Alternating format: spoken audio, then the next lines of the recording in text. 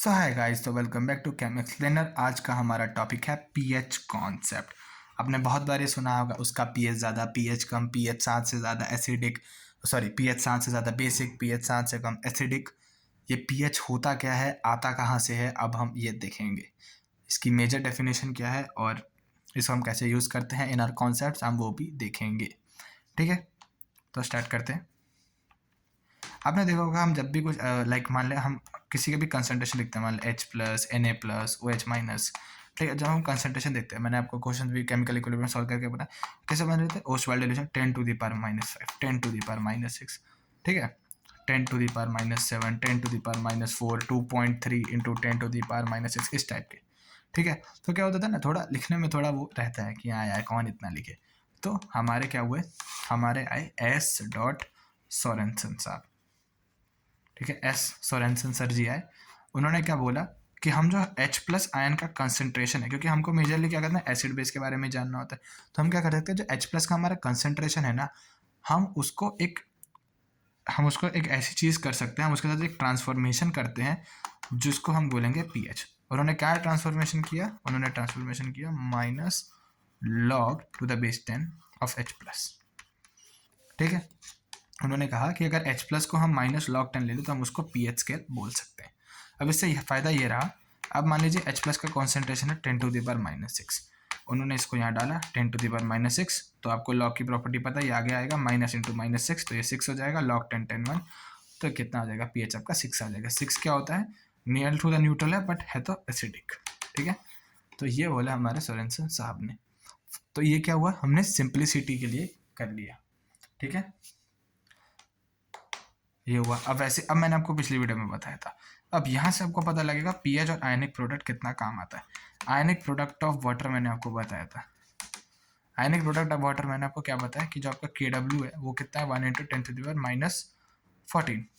ठीक है, और उसमें उस वीडियो में मैंने आपको एक चीज़ नहीं बताई थी, वो भी देख लेना। उसमें H+ भी 10⁻7 है।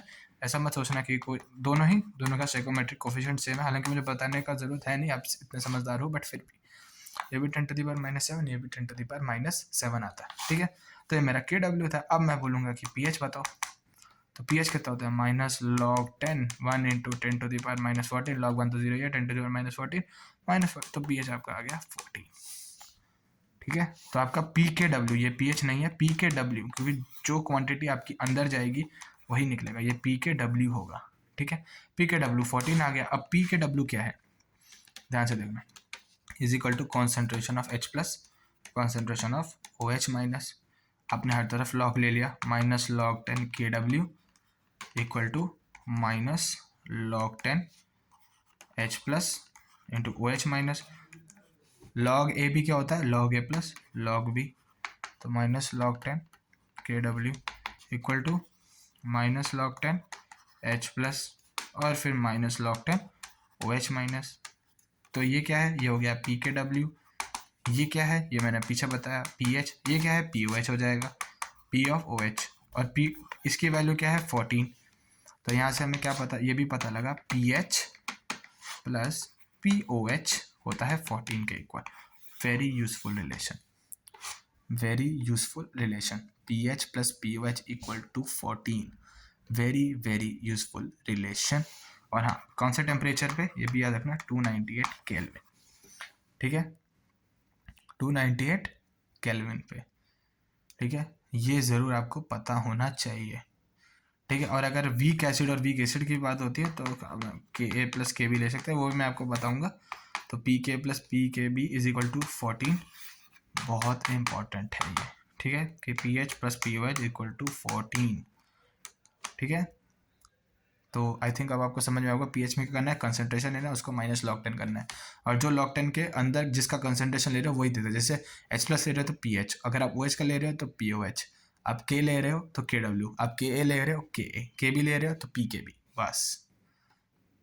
ठीक है, so that is it for today guys.